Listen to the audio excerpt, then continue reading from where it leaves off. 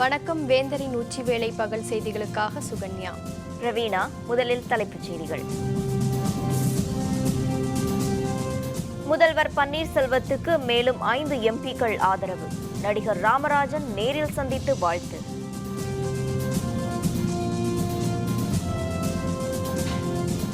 சசிகலாவுடன் அதிமுக நிர்வாகிகள் சந்திப்பு. அடுத்த கட்ட நடவடிக்கை தொடர்பாக ஆலோசனை.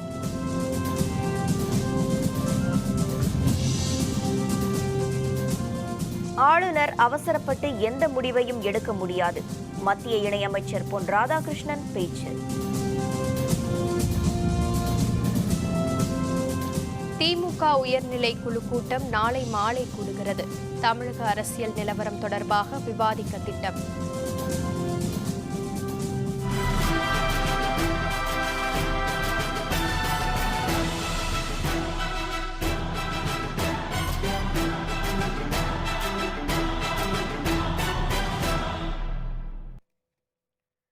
அதிமுகவினரிடையே அதிகார போட்டி வலுத்துள்ள நிலையில் தமிழகத்தில் நிலையற்ற அரசியல் சூழல் நிலவுகிறது.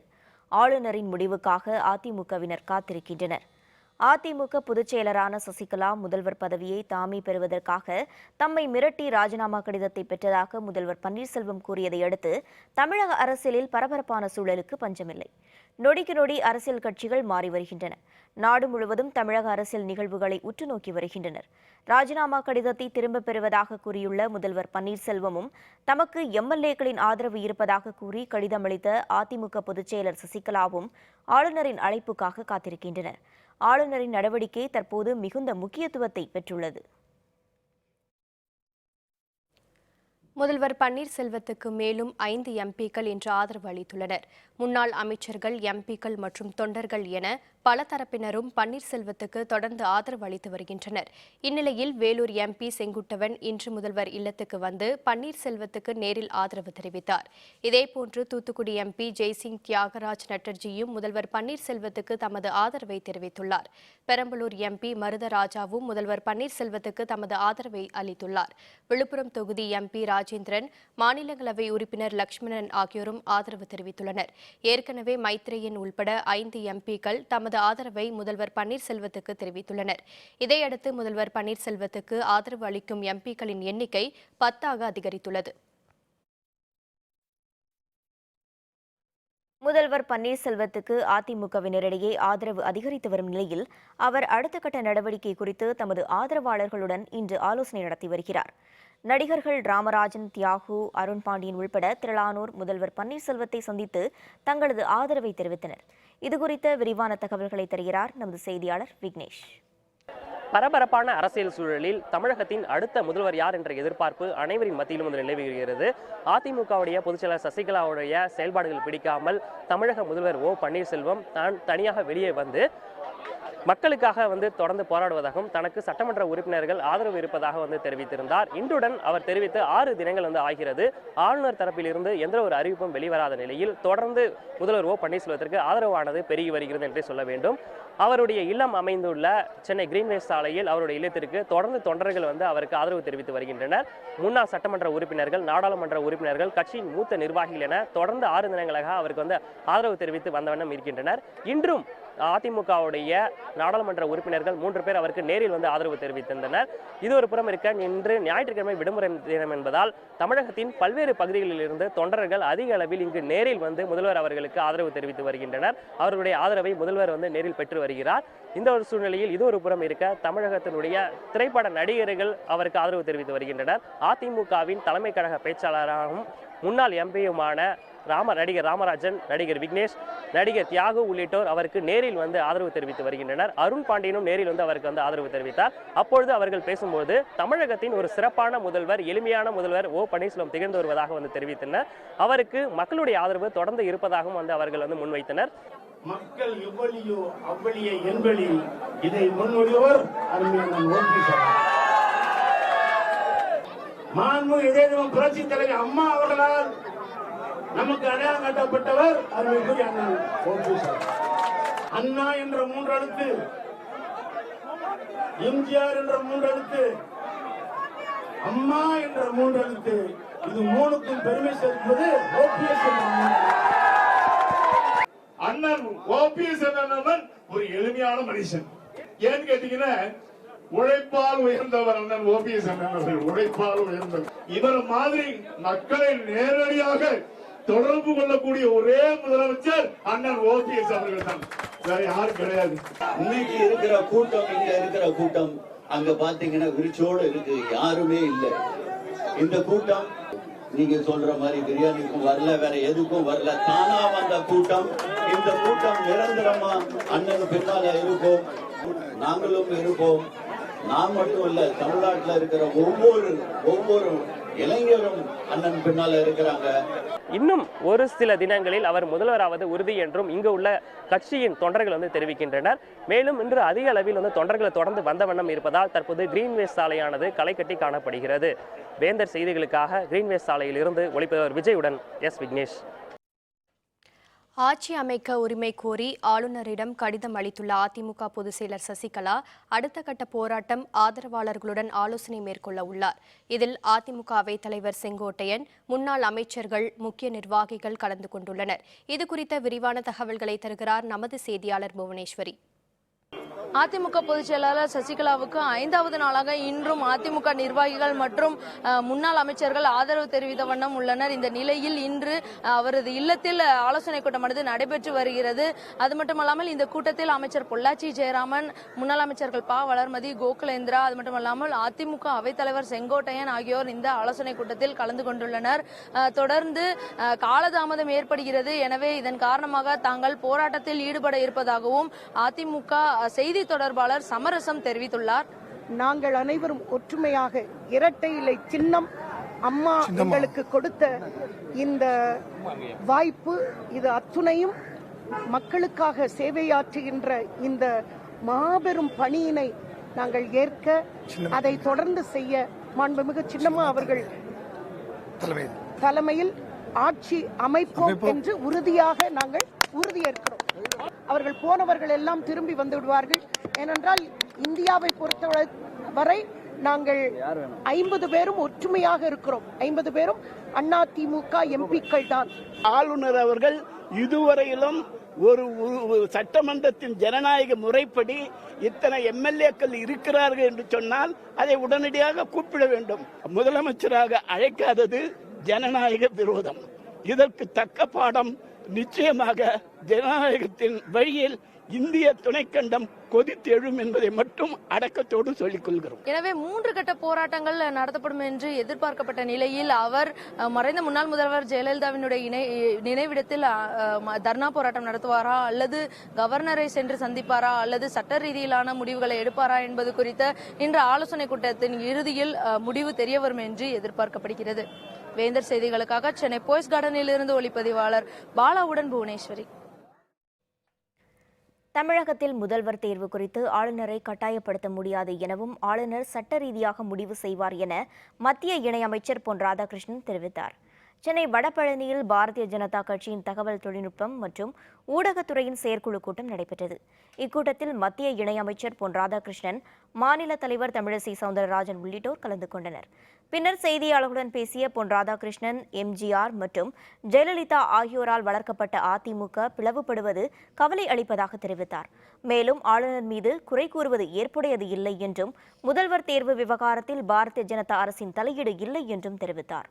ஒட்டுமொத்த தமிழகத்தை சார்ந்த விஷயம் என்பதால் ஆளுநர் அவசரப்பட்டு முடிவெடுக்க முடியாது என்றும் இதில் பொறுமையாக சட்ட ரீதியாகத்தான் முடிவெடுக்க முடியும் என்றும் தமிழகத்தில் நல்லாட்சி மலர கழகங்கள் இல்லாத அமைப்புதான் பொறுப்பு ஏற்க வேண்டும் என பொன் ராதாகிருஷ்ணன் தெரிவித்தார். புரட்சித் தலைவர் எம்ஜிஆர் அவர்களால் உருவாக்கப்பட்ட ஒரு கட்சி, முன்னாள் முதல்வர் அம்மா அவர்களால் வழிநடத்தப்பட்ட ஒரு கட்சி இன்றைக்கு இந்த மாதிரி ஒரு பிளவுக்கு ஆளாகி கொண்டிருக்கிறது ரொம்ப வேதனை தருது. இப்போ எல்லா கட்சிகளுக்கும் சொல்லக்கூடிய விஷயம், ஆளுநர் அவசரப்படக்கூடாதுன்னு சொல்கிறார். ஆளுநர் அவசரப்படக்கூடாது, ஆழ்ந்து யோசித்து நல்ல முடிவு எடுக்கணும். தமிழகத்தில் தற்போது குழப்பமான அரசியல் சூழல் நிலவும் நிலையில் திமுகவின் உயர்நிலை செயல் திட்ட கூட்டம் நடைபெறும் என அறிவிக்கப்பட்டுள்ளது. நாளை மாலை 5 மணிக்கு திமுக செயல் தலைவர் ஸ்டாலின் தலைமையில் அறிவாலயத்தில் இந்த கூட்டம் நடைபெறும் எனவும், இதில் உயர்நிலை குழு செயல் திட்ட குழு கூட்டத்தில் தமிழகத்தில் நிலவும் அரசியல் சூழல் குறித்தும் திமுக மேற்கொள்ள வேண்டிய அடுத்த கட்ட நடவடிக்கை குறித்தும் ஆலோசிக்கப்படும் என திமுக பொதுச் செயலர் அன்பழகன் அறிக்கை ஒன்றில் தெரிவித்துள்ளார். தமிழகத்தில் நிலவும் அரசியல் சூழல் பற்றி நாளைக்குள் முடிவு காணாவிட்டால் ஆளுநருக்கு எதிராக வழக்கு தொடரப்படும் என பாஜக மூத்த தலைவர்களில் ஒருவரான சுப்பிரமணியன் சுவாமி தெரிவித்துள்ளார். தமிழக ஆளுநர் மாளிகையில் ஆளுநர் வித்யாசாகர் ராவை சுப்பிரமணியன் சுவாமி நேற்று சந்தித்தார்.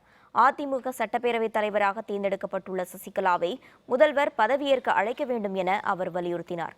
இதனிடையே ஆளுநர் நாளைக்குள் முடிவு காணாவிட்டால் வழக்கு தொடரப்படும் என சுப்பிரமணியன் சுவாமி தனது ட்விட்டர் பக்கத்தில் பதிவிட்டுள்ளார். அரசியல் அமைப்பு சட்டப்பிரிவு 32 படி வழக்கு தொடரப்படும் என்றும் அவர் கூறியுள்ளார். ஆளுநரின் காலதாமதம் குதிரை பேரத்துக்கு வழிவகுக்கும் என்பதால் வழக்கு தொடர இருப்பதாகவும் சுப்பிரமணியன் சுவாமி கூறியுள்ளார்.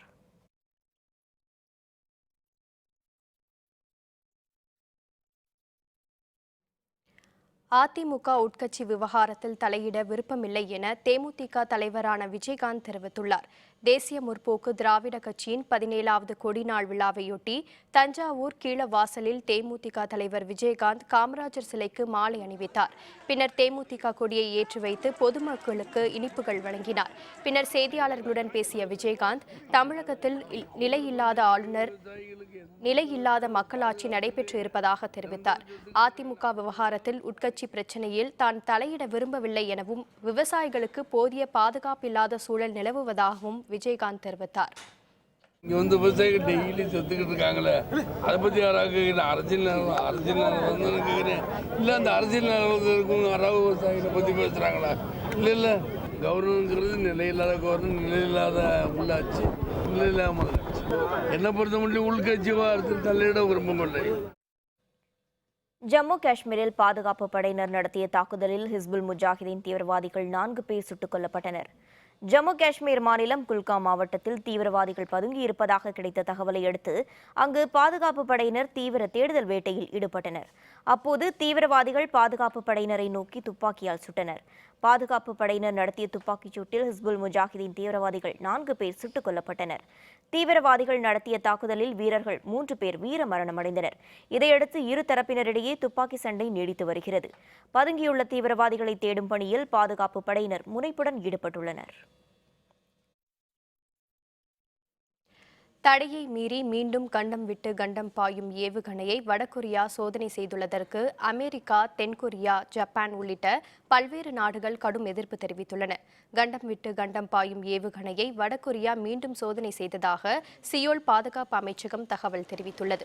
பல்வேறு நாடுகளின் எதிர்ப்பை மீறி வடகொரியா தொடர்ந்து ஏவுகணை மற்றும் அணு ஆயுத சோதனையை நடத்தி வருகிறது. இந்த ஏவுகணையை காலை 7:55 மணிக்கு பங்கியான் ஏவுதளத்தில் இருந்து ஜப்பானில் கடல் எல்லையை விழும்படி வடகொரியா சோதனை செய்துள்ளது. அமெரிக்க அதிபராக டொனால்ட் ட்ரம்ப் பதவியேற்ற பிறகு வடகொரியா சோதனை செய்யும் முதல் ஏவுகணை இதுவாகும்.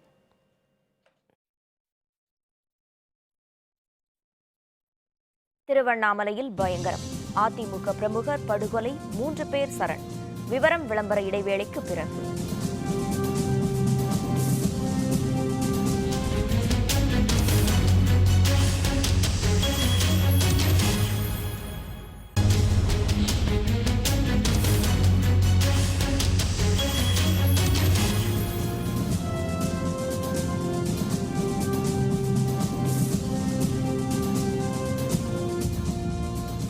செய்திகள் தொடர்கின்றன. தமிழகத்தில் புதிய அரசு அமைக்க காலம் தாழ்த்துவது குறித்து ஆளுநர் விளக்கமளிக்க வேண்டும் என திமுக எம்பி கனிமொழி தெரிவித்தார். கருணை அறக்கட்டளை சார்பில் மதுரை மன்னர் கல்லூரியில் நடைபெற்ற வேலைவாய்ப்பு முகாமை அவர் தொடங்கி வைத்தார். முன்னதாக செய்தியாளர்களுடன் பேசிய அவர், தமிழகத்தில் தற்போது நீட் தேர்வு உள்பட பல்வேறு அரசியல் பிரச்சினைகள் உள்ளது. ஆனால் எதை பற்றியுமே கவலைப்படாமல் அதிமுக அரசு உள்ளதாக குறிப்பிட்டார். ஆட்சி அமைக்க உரிமை கோரியுள்ள நிலையில் தமிழக ஆளுநர் காலம் தாழ்த்துவது ஏன் என்று தெரியவில்லை என்றும், இதுபற்றி வித்யாசாகர் ராவ் தான் உரிய விளக்கம் அளிக்க வேண்டும் என்றும் கனிமொழி கூறினார். தமிழ்நாட்டில் ஆட்சி அரசாங்கம் என்று ஒன்று இல்லை. அதுதான் உண்மை. கவர்னர் ஏன் இந்த முடிவுகளை எடுக்கிறாரு அப்படிங்கிற எந்த தெளிவும் யாருக்கும் இல்லை. ஏன் மௌனமாக இருக்கிறார், ஏன் இந்த பிரச்சனைகளை சரி செய்வதற்கு அவர் ஏன் எதையும் செய்யலை அப்படிங்கிறத ஒரு விளக்கமாவது மக்களுக்கு தர வேண்டும். மக்களுக்கு என்ன நடக்குது அப்படிங்கிறதே தெரியாத ஒரு சூழல் இருக்கும் பொழுது எந்த விளக்கமும் எந்த சார்பில் இருந்தும் மக்களுக்கு வரவில்லை.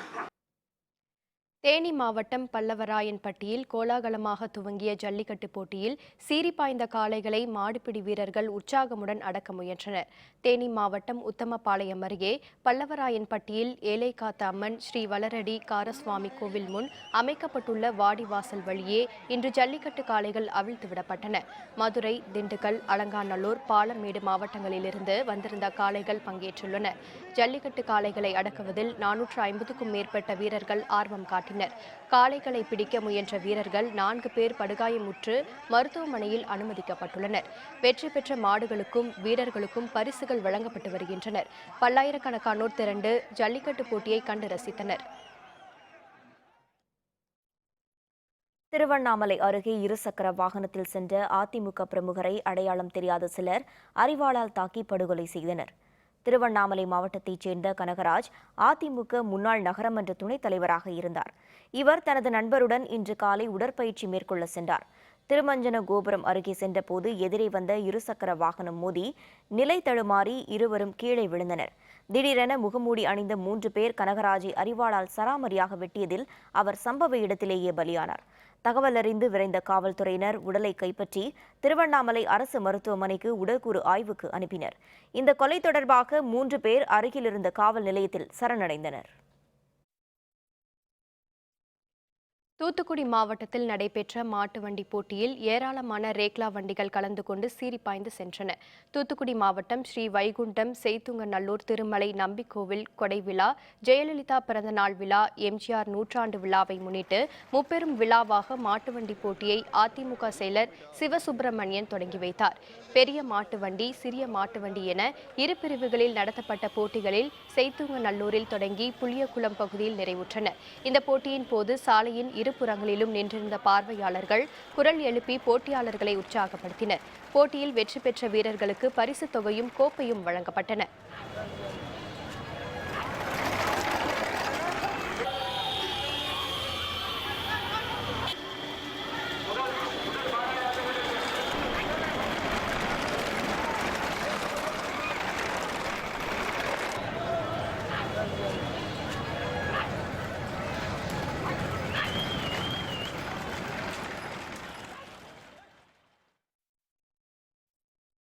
புதுச்சேரியில் சுற்றுச்சூழல் பாதுகாப்பு, மனித ஒற்றுமை வலியுறுத்தும் வகையில் நடைபெற்ற மாரத்தான் போட்டியில் தமிழக கடலோர காவல்படையின் கூடுதல் இயக்குநர் சைலேந்திர பாபு உள்பட திரளானோர் கலந்து கொண்டனர். புதுச்சேரி மாநிலம் ஆரோவில்லில் 10ஆம் ஆண்டு மாரத்தான் போட்டிகள் நடைபெற்றன.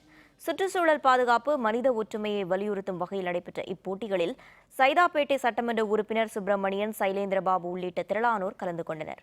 4 பிரிவுகளாக நடத்தப்பட்ட இப்போட்டிகளில் வெற்றி பெற்றவர்களுக்கு பரிசுகள் வழங்கப்பட்டன. உடல் நலம் நமக்கு நல்லா இருக்கணும் அப்படின்னா ஓடி தான் ஆகணும். குறைஞ்சது 1 மணி நேரம் அது ஓடினா தான் உடல் நலம் நல்லா இருக்கும், எந்த நோயுமே வராது அப்படின்னு விஞ்ஞானிகள் தொடர்ந்து சொல்கிறாங்க.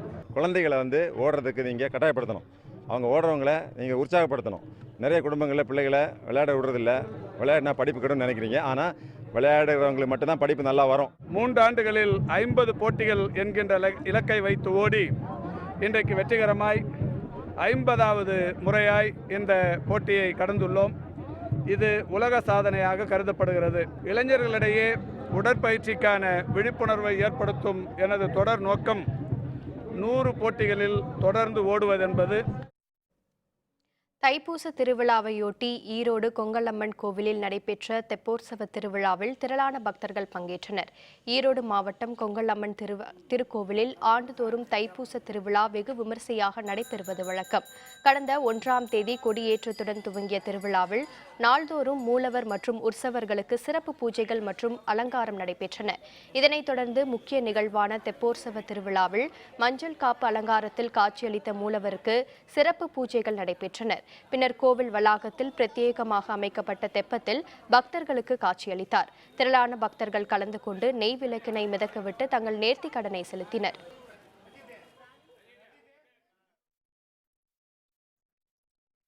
வங்கதேசம் முதல் இன்னிங்ஸில் 388 ரன்கள் குவிப்பு.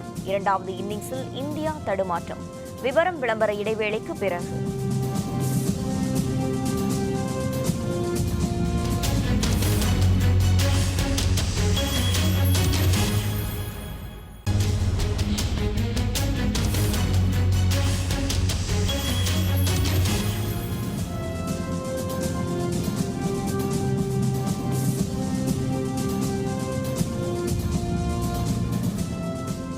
செய்திகள் தொடர்கின்றன. இனி அயலக செய்திகள்.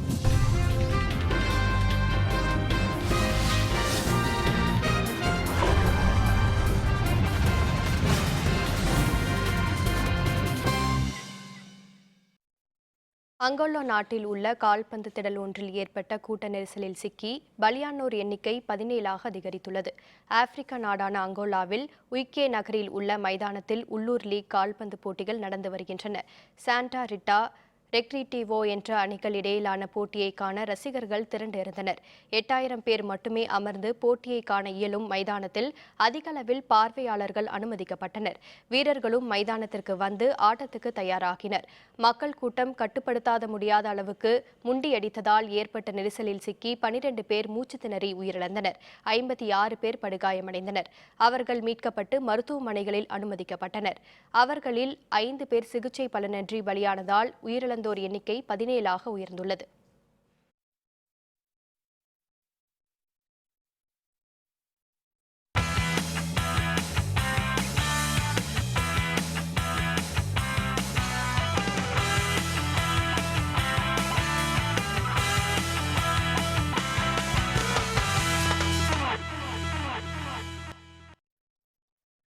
ஹைதராபாத்தில் நடைபெற்று வரும் வங்கதேசத்திற்கு எதிரான டெஸ்ட் கிரிக்கெட் போட்டியில் இந்திய அணி சிறப்பான ஆட்டத்தின் மூலம் முன்னிலை பெற்றுள்ளது. தெலுங்கானா மாநிலம் ஹைதராபாத்தில் நடைபெற்று வரும் இந்த போட்டியில் டாஸ் வென்று முதலில் பேட்டிங் செய்த இந்திய அணி 6 விக்கெட்டுகள் இழப்புக்கு 687 ரன்கள் எடுத்திருந்த போது டிக்ளேர் செய்தது. இதனைத் தொடர்ந்து முதல் இன்னிங்ஸை விளையாடிய வங்கதேச அணி 388 ரன்களுக்கு அனைத்து விக்கெட்டுகளையும் இழந்தது. சிறப்பான ஆட்டத்தை வெளிப்படுத்திய வங்கதேச அணி கேப்டன் முஷ்பிர் ரஹீம் டெஸ்ட் போட்டியில் தனது 6வது சதத்தினை பதிவு செய்தார். இதையடுத்து இரண்டாவது இன்னிங்ஸை தொடங்கிய இந்திய அணி சற்று முன்வரை 3 விக்கெட்டுகள் இழப்புக்கு 125 ரன்கள் எடுத்து விளையாடி வருகிறது. இதன் மூலம் இந்திய அணி 424 ரன்கள் முன்னிலை பெற்றுள்ளது. பெரம்பலூரில் நடைபெற்ற மாநில அளவிலான ஸ்கேட்டிங் போட்டியில் நூற்றுக்கணக்கான மாணவ மாணவிகள் கலந்து கொண்டு தங்கள் திறமைகளை வெளிப்படுத்தினர். பெரம்பலூர் மாவட்டம் ஆட்சியர் அலுவலகம் அருகில் அமைந்துள்ள ஸ்கேட்டிங் மைதானத்தில் மாநில அளவிலான 2 நாள் ஸ்கேட்டிங் போட்டிகள் நடைபெறுகின்றன. இந்த போட்டிகளில் பெரம்பலூர், காஞ்சிபுரம், திருச்சி உள்ளிட்ட மாவட்டங்களிலிருந்து 100க்கும் மேற்பட்ட மாணவ மாணவிகள் ஆர்வமுடன் கலந்து கொண்டனர். 6 வயது முதல் 16 வயது வரைக்கும் உட்பட்ட பல்வேறு பிரிவுகளில் போட்டிகள் நடைபெற்றன. போட்டிகளில் கலந்து கொண்டு வெற்றி பெறும் மாணவ மாணவிகளுக்கு பரிசுகளும் சான்றிதழ்களும் வழங்கப்பட்டுள்ளன.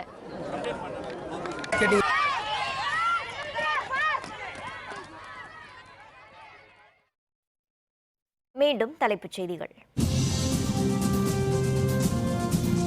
முதல்வர் பன்னீர்செல்வத்துக்கு மேலும் 5 எம்பிக்கள் ஆதரவு. நடிகர் ராமராஜன் நேரில் சந்தித்து வாழ்த்து.